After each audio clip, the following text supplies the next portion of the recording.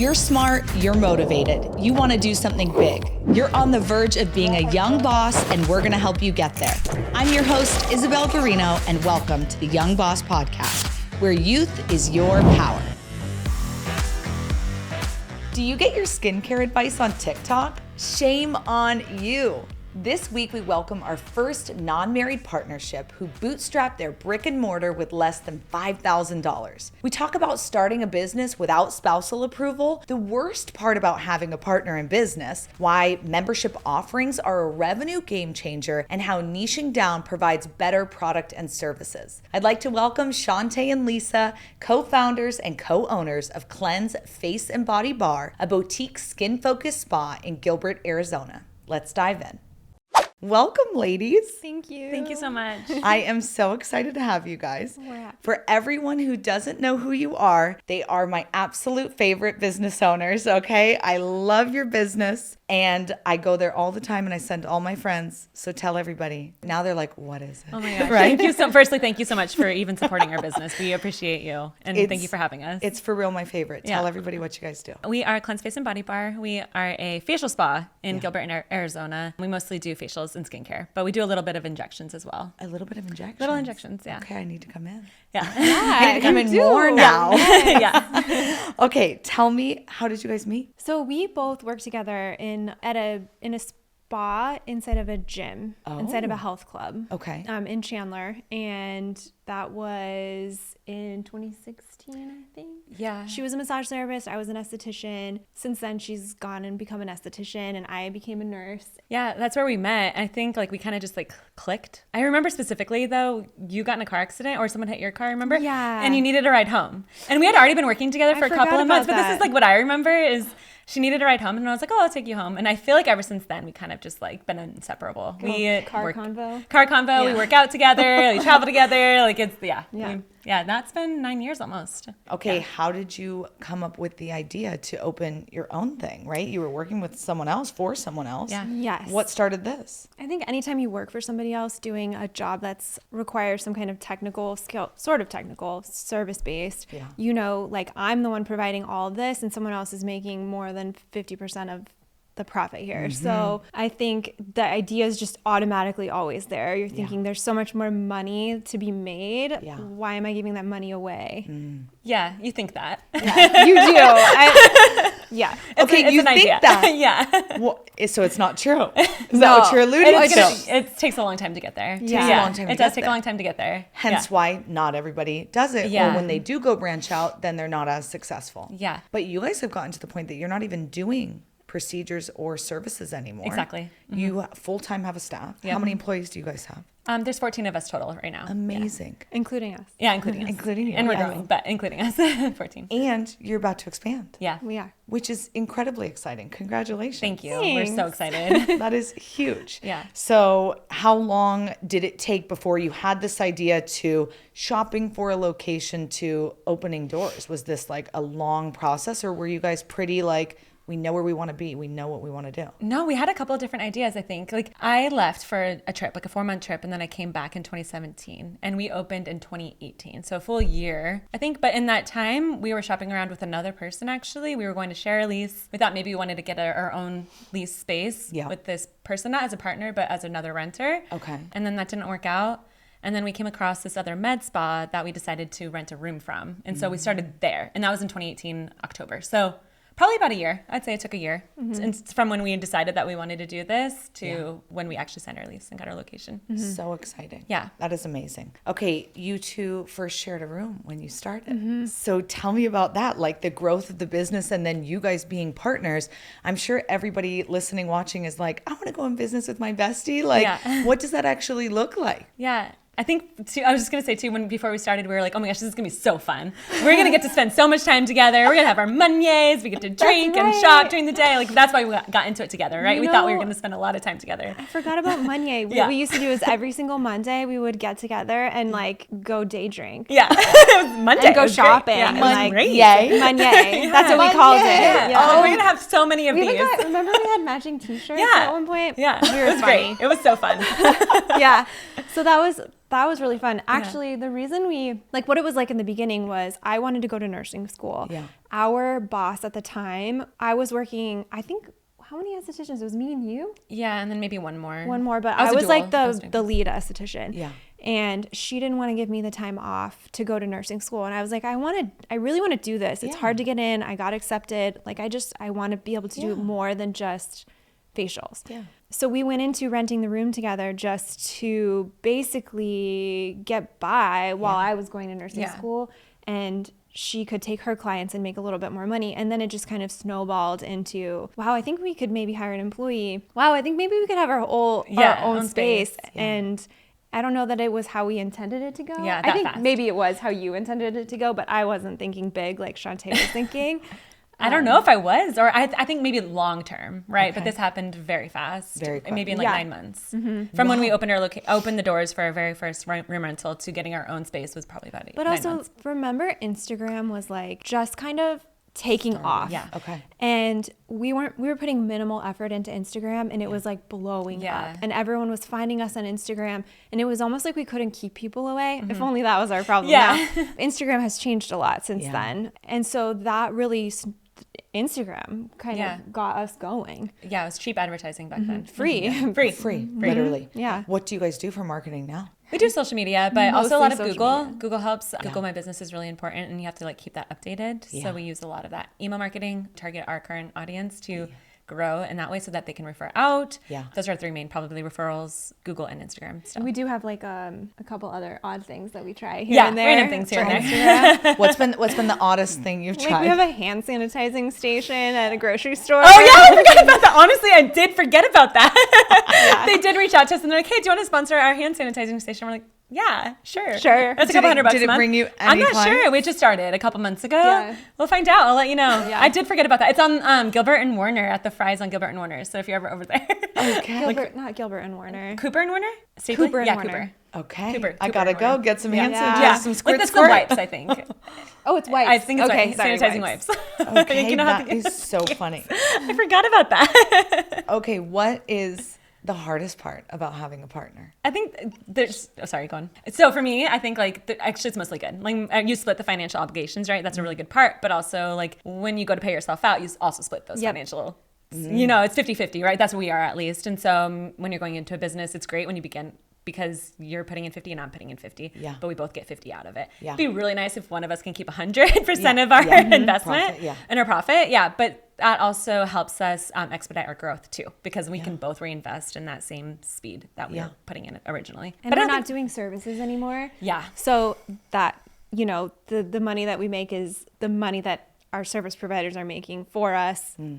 Our sales, you know, it's just, that is the hardest part. It's just splitting everything when we feel like we could be so rich. Yeah. If it was just one of us, we'd be like, oh man. Because we're not doing services. Yeah. Okay. Did you both have partners, husbands, boyfriends, whatever, when you started? Yes. I had a boyfriend. Now I'm married with a husband, but same guy. Were they like, no, do this on your own, or were they supportive of your partnership? They had no say. Mine didn't. I'm sorry. Really true. Like, I wasn't married. I was engaged. Like no say. I honestly have known you probably like not just as long, but 8 years, like I said. And I've been with my husband. He was my boyfriend at the time for 11 years. So I've known Lisa the majority of the time that I've known my husband. Okay. So my husband was, I don't think he thought what we were doing really mattered. So I think he was just like, all right. He's like, you really have to quit your job for this? I'm like, yeah, I do. I really do. Oh my Yeah. gosh, that is just gold, you guys. full circle though, dying. my husband is starting his own business. And so now I have to be like full supportive and I'm like, yeah, do it. You got this. You're the inspo. Yeah, I don't know about that, but I have to be lucky. supportive of him 100% with what his decisions are. Because he was of me. He didn't try to change my mind or anything like that. So I'm trying not to change his mind. Are they beyond proud of you guys now? I think so. I hope so. I know. My husband tells me all the time that Yeah. he feels like in the beginning he wasn't supportive enough, and now seeing how far we've come, he's like, I'm all in. Like anything He you is. need, I'm all in. They both are. They're Yeah. both very, like with this whole us getting this new lease, right? It's a 10-year commitment we're doing.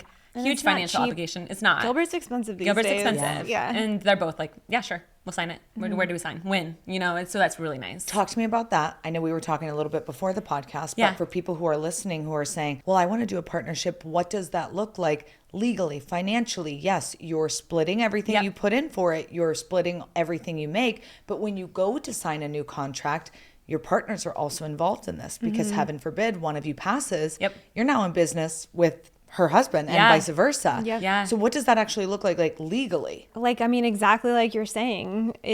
We are legally responsible personally as well as professionally. So because our business, we're not a new business, but we're not an established franchise like a lot of landlord commercial real estate owners want to see. So we do still have a personal guarantee, which means if something did happen to you, and we've talked about even like getting life insurance on each other. Yes, I was going to say you should. We haven't done it yet, but we should. Yeah. We absolutely should because anything can happen. Anything can happen. Yeah. But exactly like you said, we're just both responsible. And we will be in business with each other's partners. We have talked about it before. Because I think that is important, right? I always tell people hey, there's no problem with partnering, especially with friends and family. People are so wary of that. Who else are you going to partner with? Enemies and strangers? No. Of course you want to work with people you know, like, and trust. But the problem is not you two working together. It's what happens if someone gets divorced, if someone dies, and now they're coming after what's yours. And so you want to have a good relationship with both. Totally. And or have agreements with the two of you that heaven forbid something happens, it goes 100%. Yeah. Operating agreement. Yeah, too. Exactly. We did. Our first one was only a year. Okay. We didn't know what it was going to look like. Our first accountant laughed at us. She was like, you should probably extend that a little bit. We had no idea. We wanted to keep ourselves safe. We're just seeing how this goes. Yeah. And then we re-signed another one, obviously, for, I think, the longevity of our And those are tough conversations to have. Because also your partners feel probably like, well, I helped, I supported, I'm owed something, right? Like every marriage is they're with you for the start of this, whether they were extremely supportive or not. Yeah. But there is all those questions and conversations that are kind of uncomfortable. Yeah. That because you're friends and family, you're like, maybe we're not going to have them. We know each other. We like each other. But it's when it goes sour. Totally. And you never know. You don't. Family. Know. You can be the closest family. And I know I've seen it. Somebody passes away and then it's like you thought you knew someone and you really don't. So I do think what we have is really both of our partners have pretty strong foundations in their own careers and lives. And we're all pretty close. And we do have an operating agreement. So, good. Yeah, that, and I think they're both respectful. They know that they didn't physically put in work, and I would hope that they would be like, this you got this. This is your realm. Yeah. This is my realm is my business, my job, my career. They have no idea what it's like to run a spa. No. Yeah. My husband wants to manage our relaxation lounge, because he wants to take naps all day. That's his realm. No. We're not hiring for that. No. Okay, what is the best part of having a partner? I think a lot of it's picking up slack when one of us can't or is unavailable, or she has her strengths and I have my strengths, but more you went on maternity leave and then I'm available, and then I went on maternity leave and she was there. Yeah. And so if you want to go on vacation, I'm home. It's just someone's always there helping, or there's a go-to person, or you just don't have to worry about it all 100% of the time. You just only have to worry about it when. And you get to really hang out with your best friend. Yeah, that too. That's a good one. That's a good answer. I love that. What is the most transformational thing you guys have gone through in regards to starting the business? I think our business has transformed a lot, but going from providing services, working in the business to working on the business, I think was a really big change for us. And having babies and going from this is our whole lives to now, wow, we have a whole something else that's pulling us maybe even more than business life. Just switching your mindset from being an absolute perfectionist doing services to okay, sometimes you just gotta get things done and make your business go forward, whether it's perfect or not. I think that is a big transformation. Yeah, that's a good answer. I do feel a lot changes when you're in the treatment room with your client. I love that part of the business. And me too. At that point, I want to get back to that. Once we can get everything going again and modify our systems, because we have systems in place that if we aren't able to work, then the business runs just fine. No one skips a beat, right? But I want to be able to get back to that to where okay, I can work if I want to. I can do services if I want to. We I love it. Love it. Yeah. I was going to say, when you go from starting giving services to now you've worked yourself out of it, on one hand, it's that's such a pro. You don't have to be there. On the other hand, like you did that because you like doing it. Like you like being in that moment with the client, having the experience, having the creative part of that. And now it's gone. Yeah. And now it's like full-time systems, Yep. you know, payroll, this, that. And it's like, that's not really what I signed up for, you know? Yeah. So is there a vision to get back there someday? I think for me, if I have time and I'm able want to. yeah. My hardest part, to be honest, is the commitment of seeing the same clients every month. You know, because once you start going back into the service and seeing the same people, they kind of expect that. Yes. But I might not be able to commit to that as a business owner. There's other obligations that we also have to take into consideration. Yeah. Especially when you're trying to grow your business. Yep. If it's just like, hey, all right, we did it. This is where we want to be. Let's get back in. Let's do our services. That's one thing. Yep. But I think we can't stop. It's kind of like a drug. You Yeah. know? You're like, oh, look what we did. Oh, could we do more? Yeah. Oh, that worked really well. Like, could we maybe do even more next time? Yeah. And so it's kind of like, Where do you end? Where do you stop? stop? You're addicted to the growth Yeah. right now. Right now, yeah. And I think, too, is, like you said, once you start, you can't really stop, but your clients also expect you to be there at all times. I have clients who I haven't done services in a year and a half. They're texting me. They're like, hey, when are you coming back? And I'm like, I don't have an answer for that. Sorry.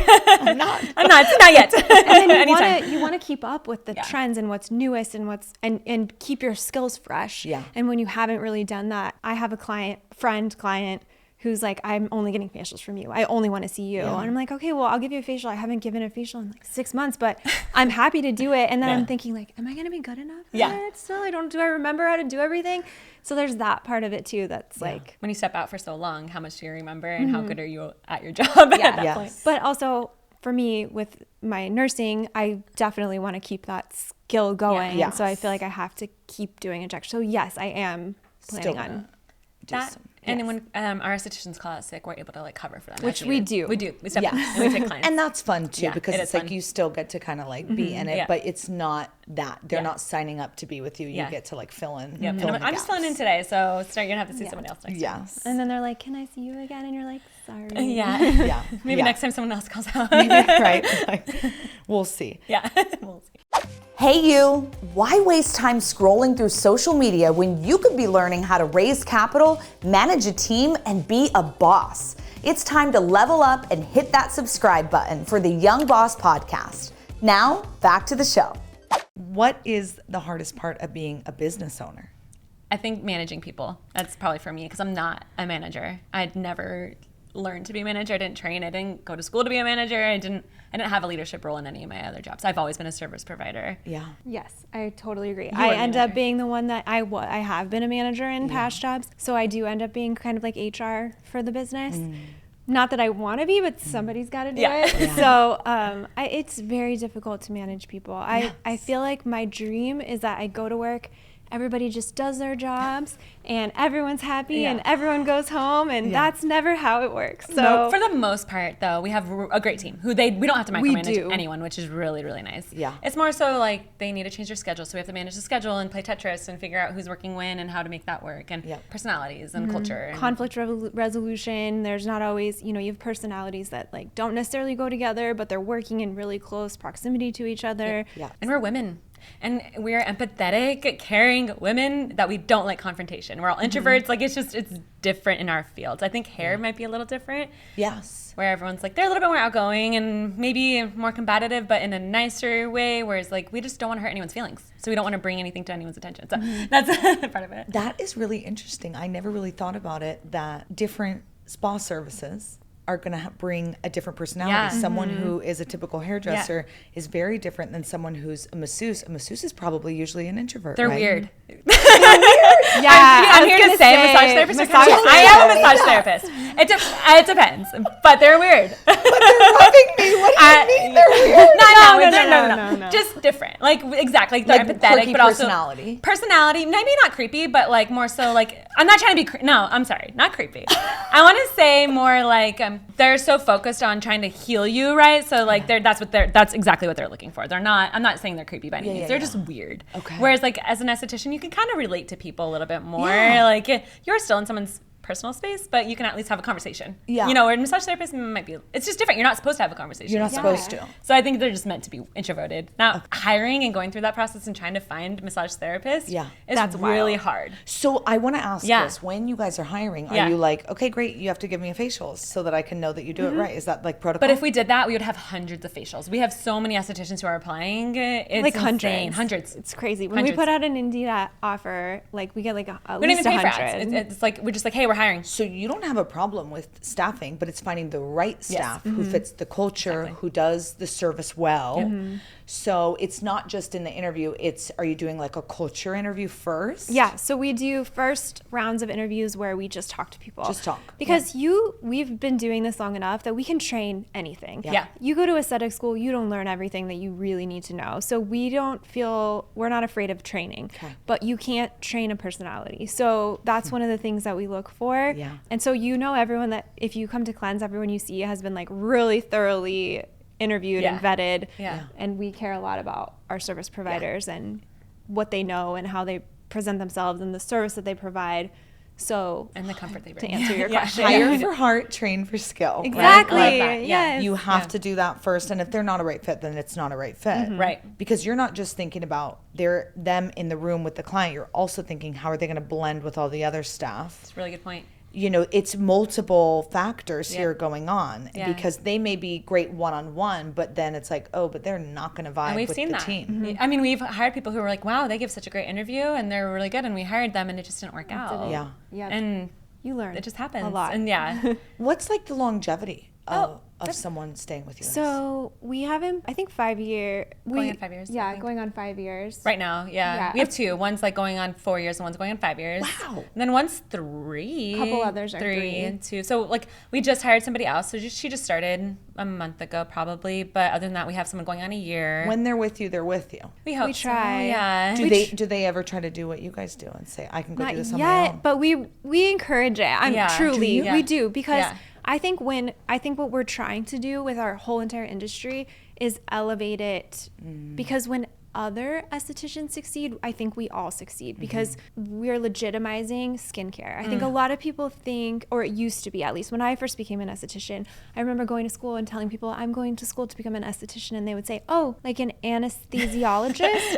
I wish. No, not quite. I wish, yeah. Like a little different. But I do just feel like people don't take it seriously as a career. Yeah. It's like, oh, this is just, you're going to be a hairstylist or a skincare, like what is that? Yeah. But I think if we can educate these girls and make what we do actual science, and it elevates all of us. Yes. So we welcome that. We have had one employee leave to start her own like solo business. Yeah. But we definitely support it. One thing I want to say is like, I know this career isn't a long term. You don't do this for 20, 50, 60 years. Yeah. It's not one of those, it's really demanding Because on it's your body. hard. It's so hard. I wish you could, but there's so many different aspects of this industry that we want to train in all realms. Like if you want to be a sales rep, or if you want to be a trainer, if you want to start your own business and be your own owner, maybe we'll sell to you one day, you know? Yeah. Like we're okay with that. We would love that actually. If someone like one of our employees wanted to take over, that would be great. Yeah.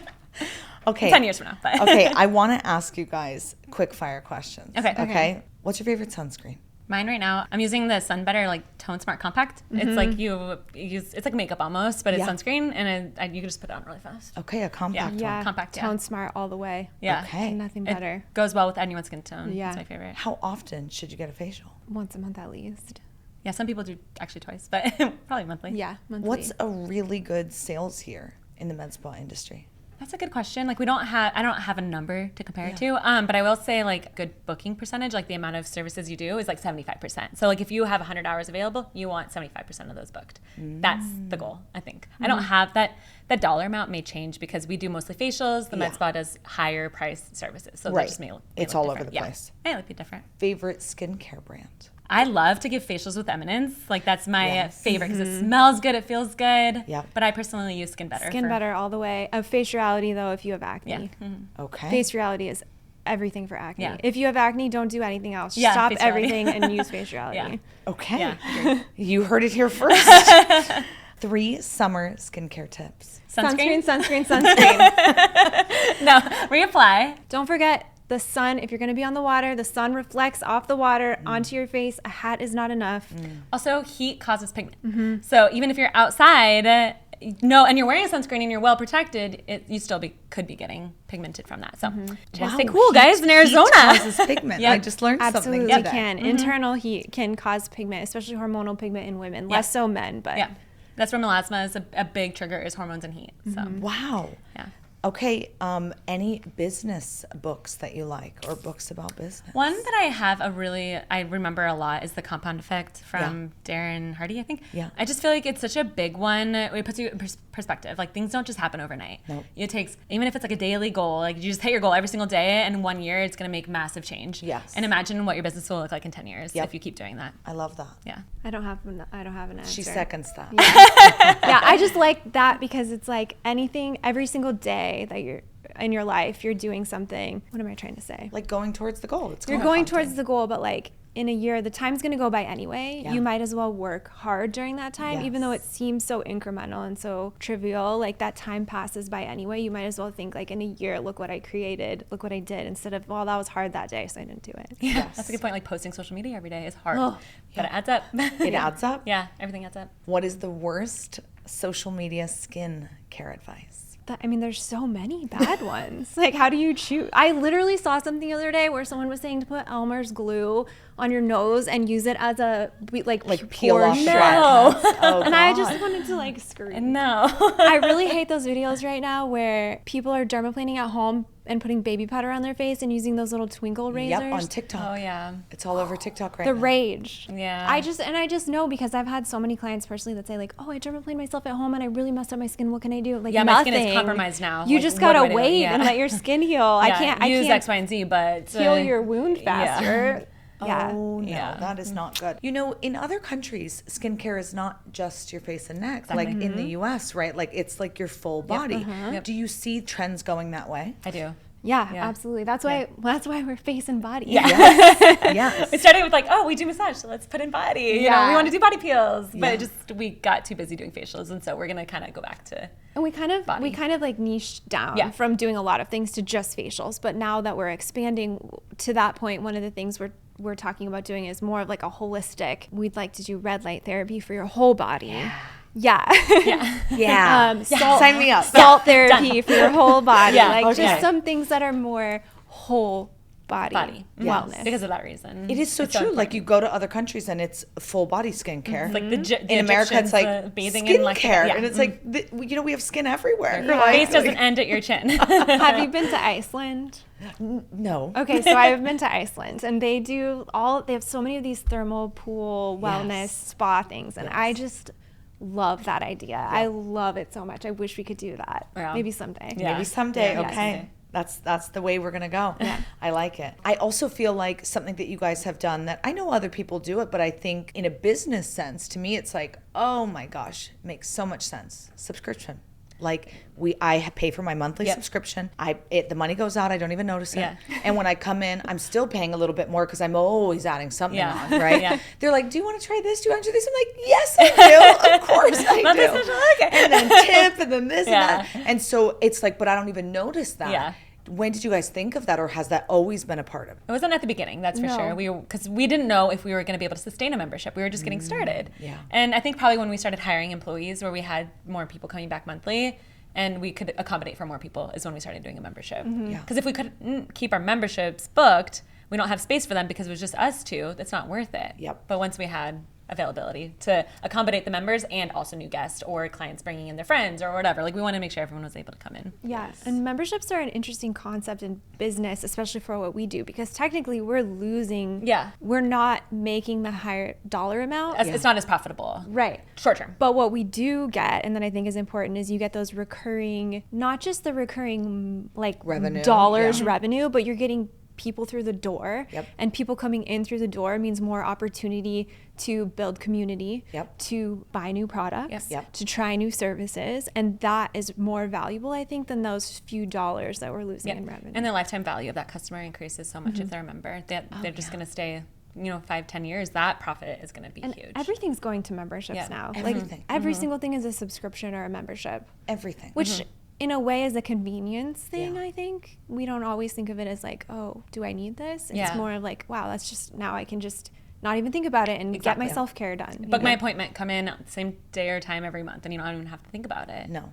Something else that you guys do that I absolutely love is when you walk in, I'm assuming a lot of those are local vendors, but you guys have the cutest clothes, swag, art, little, like, it's like a little farmer's market in there. I'm like, I love this. I want to buy everything. That's like my baby. And we want to continue to grow that too. So like, we love the local vendors. We love working with companies. Are they all local? Not all, but they were. Yeah, we used to start that way. It is interesting working with other local businesses because of how long it takes for them to fulfill our orders. But sometimes we need them like that. We love it. We want to do it. And we do have a few local vendors, and we'll continue to grow that. It can't be our sole business. Right. It can't be the only thing we But offer. you are constantly having fresh stuff Yes. in there. Yeah. So are people buying that much? Yeah, I mean, That is amazing. I'd like It's them fun. to buy more. Yeah. It's like a full-blown boutique before I even go into my service. Just wait till you come see our news Yes. day. Oh my gosh, I can't Okay. wait. Yeah, and Take that's the all fun my of it. money. We'll take it. I love it. I just think my favorite part is just shopping for all of the things. It's like I'm Yeah. shopping, but I'm not just shopping for myself. I'm shopping for everyone. But also we Yes. have to shop for what we like, because if someone doesn't want it, then we're the ones who end up with it, right? Yes. Like, we have to buy it all. Yes. So it goes on Okay. us. I love it. Give us 3 tactical tips for service-based business owners. I think what's really important as a service-based owner is to know what you're doing. Like, know how to do the service. Like I said, if someone calls out sick, you can easily just slide in. You know how to do it. You're trained. You're the professional, and you can help educate your providers. Otherwise, if you don't know what you're doing, then no one's going to know what they're doing. Yeah. And then you're kind of stuck. You could still be successful starting a business, not knowing the business, but I think it definitely helps to know exactly the service for exactly that reason. Yep. Yeah. That, and I think niching down, like knowing what you're good at. Like, maybe you can start large, start doing lots of things, but figure out what you really like to do and what your clients really like. Yeah. And from there, niche down. Yeah. And then you can expand again, like kind of what we're doing, I guess. Because we were trained to do a whole heck of a lot of things. And we ended up dropping a lot of those things just because, like, we're not doing body waxing. You're going to go to a waxing place to get your waxing. Yep. Brows, laminations, tints, like none of that. So we know we're skin. We're skin. I like facials. For a while, we skin. tried to add other things that we didn't do. Yeah, lashes, we tried. But at the end of the day, we feel more comfortable offering services that we know in a pinch we can provide, or we're experts. We know how to give advice if something didn't go exactly the way that it was supposed to go. How do we correct it if it didn't go the right way? Yep. Yeah. I love that. Technology? Oh yeah, that's actually so important. Just utilizing technology when you can. Yeah. Because our job is so hands-on, right? Service-based industry, especially facials. It's all you, it's all your hands. For So 60 you have to free up as much time as you can if you're running a business. So utilize your booking tool, utilize online booking, utilize confirmation texts and marketing emails and anything you can that's going to make your life easier. And automate that. Yes. Systemize it, automate it, repeat it. I absolutely love that I can just go online and book. They're always like, do you want to book before you leave? I'm like, I've already booked the next 6 months. Like, I'll see you later. I have to really say really quickly, that was all Chantay. In the beginning, when we first started, nobody was doing online booking. No. Nobody. And so Chantay was like, why don't we just do online booking? I was like, that's weird. We didn't have a front desk person. So I'm like, who is going to be booking these appointments at midnight? Not me. That was my favorite part. It's like you'd get a text message, someone booked. I'm like, oh my gosh. We'd text each other in the middle of the night. Like, did you see we got I still feel that way. Every time a new client books, I'm like, oh my gosh. That's good. I do think my nail salon does that too, where I can book online. And I'm like, I will not change nail salons because of that feature. Hair salons too. I'm like, how can You're going to have to tell me what nail salon that is, because I also... Okay. I will send you there. Yeah. Tommy and Lisa, shout out. Oh, that's what, okay, good. But it is, for real, it's so annoying because I'm like, I don't know. I need to sit at my computer. I need my calendar. You're so I need busy. everything written out. And it's like, I need to really look at this in depth. I can't just be like, Tuesday at 7, that's great. Okay. I'm sure other people can. Everybody's different. Totally. But it is so helpful to have that. So tech is huge. Yeah. Was that a big investment to do that? No, not at all. Also, it hosts all of our forms. So you don't have to have a bunch of papers. So that's another thing too, is we've utilized that from the very beginning. Yeah. But no, it wasn't. It's like the one we started off with that was just us was less than $50 a month, I would say. Now it's still even less than $150 for all of our employees. That's amazing. Yeah. They get to see their schedules from home. Yep. Like, it's technology. Yeah. I They love get to it. see the future. Exactly, everything you need to know is on the app. Has youth been an advantage or disadvantage to you guys in business? Oh, for sure an advantage. I mean, I think. I was going to say you have to answer that. Yeah. I feel like for our demographic, Yeah. we could have an older clientele, but those aren't the ones typically using social media. And so since we utilize social media a lot, they're going to be more relatable to us. And so we're able to hit a younger target. Yep. Acne clients, those are teenagers or moms who have teen boys who are attracted to our business because we post about it. Otherwise, they wouldn't see it. And so I think that kind of helps us be more relatable to our demographic. If we're a little bit older, that might also be the case where we just attract that type of clientele. I think you attract you attract what you're like a little bit. So I think for us, using social media and being a little bit younger, you attract the people who are on social media. So it's been for us an advantage in that way. Yeah. Yeah. I love that. I think it allows us to be a little bit more risky too, being True, younger. yeah. We have so much, we could do other things outside of this. If this doesn't work for whatever reason, even in 10 years, we decide we want to sell the business or just leave, then we have other opportunities. Yeah. That just reminded me of something. I remember when I first met you, when we were first talking about starting the business, you were like, it's just money. And I was like, believe it. What? She's like, yeah, it's just money. Like, money comes and goes. It's just money. And I'd never had that mindset ever. But hearing that from her, like her risk tolerance is very high. And mine is, I would say, in like the scheme of people, I'm kind of somewhere in the middle. I mean, your husband's more. He's like, very safe. Yeah, he's very safe. Yeah, so it's kind of like I'm this middle person. Yeah. And I've learned. And I was, 26 when I started this business. And so I was just like, man, I'm not rich. I don't have any money to lose, so it's fine. It's fine. What do you have to lose? We started our business, with like $5,000 total? No. Probably? Wow. It was that's what we put into it. What? It was much less than that. Oh, really? Okay. Yeah. Did you guys have to get investors? No, we did it all ourselves. That is We didn't take amazing. out any loans. Yeah. We started it all just us working. Yeah, bootstrap. Like everything we made, we put back into the business, and we still do. Yeah. Then I'm going to give a little credit to my husband because truly I couldn't have survived with no money. Sure. Like he definitely was working to pay for our mortgage so that I could, You still were making money. We were never not You're profitable. right. We weren't. We never weren't profitable. Yeah. But Really? we went from having pretty secure incomes to like, hey, let's see what happens. Yeah. So Yeah. You had that safety net Yes. of your husband, just in Yes. case anything were to go That's a wrong. big jump off the ledge, Yeah. especially if you're not risk tolerant. Yeah. That can be very scary. Yeah. So you guys should be very proud of yourselves. It's an amazing thank you. business. Thanks. Doing brick and mortar is not easy. You guys made it through COVID. Yeah. that was wild. That was, I'm We could sure, do not a easy. whole podcast on that. Right? Yeah. Like insane. Yeah. And for real, it's a thriving business. You're growing. Like this is huge. When you think of spa industry, it really is kind of leaning towards your resort type spas, especially here in Scottsdale, Phoenix market. Like you can go get a really luxury, $300 facial over at this amazing resort, right? Or it's kind of like this weird middle zone. You guys have, I feel like, just claimed this market where you're giving us this product and I'm not having to drive to a resort. I'm not having to do all of this.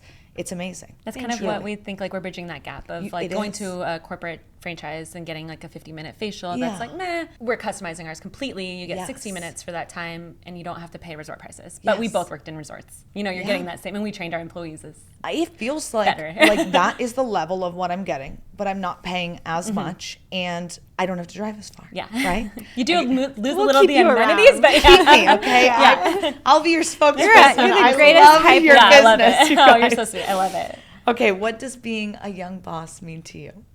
I think for me, it's just like being complete control over my job, my finances, my decision, my future, what that looks like. Just having that control over someone else. Yeah. I'd prefer that. I don't love bossing people around, I don't like that, but I am the boss of my own life. And I feel like that's pretty empowering. That's amazing. And I feel like boss is kind of like a word that I don't use at work. Never. I feel like being a little bit younger, I'm definitely the oldest, or not No, you're quite not. the oldest, but in our On your spa, team, yeah. in the team. And I feel like just being able to relate, even though I'm a little bit older, I keep saying that. Yeah, you are Okay, I just feel like it helps me to relate to our employees a little bit more. We've done the job that they do, and just being kind of on their level instead of like just some stuffy corporate boss sitting somewhere in charge of things and not knowing what's going on. And I think when you're young and when you're doing things the way that we did it, which was like starting from the ground up, it inserts us into the business a little bit more than a typical owner of a business would be. The respect that they probably have for you guys is night and day from someone else who it is more of a franchise model where it's some 60-year-old guy who has no idea what it's like to actually give a facial, right? You guys worked it until you could work yourselves out of it. Yeah. That has to really show them like, wow, the people I'm working for, they care about this. They're in this. Yeah. We are in it. And I've never worked anywhere where my boss is literally in my face 3 or 4 times a week, just like doing sometimes the same thing. They like almost. it, I think, and sometimes we they're did ask. like, you could like, go. It's nice when it's like only a couple people here and you guys are here, it's fun, but when there's like too many people, you don't have to be. Yes. Okay, amazing. I have been seeing trends of younger and younger people starting to get into skincare. It's no longer like something you do and, oh, I saw that first wrinkle, now it's time for me to do it, right? What is like your youngest client, and are you seeing younger people come into That's the such spa? a good question. So we have an age cutoff for clients. We start at 13. Yeah. Fair. That is the age where we feel comfortable. But I will say, I love seeing younger people care about their skin, because I kind of like we touched on earlier, skin health isn't just vanity, right? Back when I first started, I remember getting people coming in for facials saying, oh, I'm 40, I have to start taking care of my skin now. Like, no, you should have been taking care of your skin a long time ago. Babe. You're late. Yeah, so I like, in a way, I like seeing these younger and younger people caring about their skin, doing the right things now to ensure that they have healthy skin in the future. Healthy. Something we forget. We all forget it. Your skin is an organ. And I know it's so cliche, but it is your first line of defense. It's part of your immune system. So the more you take care of it, starting when you're young, the longer it's going to last you, the healthier you're going to be. Skin cancer is not just something that you get zapped off and keep going on with your life. It's very serious. So not just from a cancer aspect, but from a skin health barrier perspective, I love seeing younger people caring. That being said, I don't want to see, 15-year-olds getting Botox. That's too far. Yes. I don't agree with that. I never will. Yeah, but absolutely. Skin health. Skin yes, health. all for it. Yeah, and that's another good point. It's like starting young, but what I'm worried about is more and more younger kids wanting to do like Accutane because they feel like they need a quick cure for their skin, right? There's other options. And it takes time and commitment on both ends, the parent and the child, and it's hard to get a teenager, let alone an 8-year-old, to do a routine consistently. But if they're more educated on that they need to wash their face every single day, I think that's helpful. It will help. It will help. Do you guys have 13-year-old clients? Yeah, it's great for acne. It's amazing, and it does. They sometimes are a little harder to treat because they're teenagers. Compliance. Yeah, compliance is big, and if they're not doing it, we can tell. We know. It can't just be the parent saying, oh, that's another thing that kind of gets to me a little bit, is when you have a parent bring their child in saying like, oh, my child has acne, this is like, can you fix it? And the child's like, I don't really care. To me, then I think what we're doing is harming a little bit more than we're hurting. We're creating sort of there's something wrong with you when there's nothing wrong with you. Acne is very normal.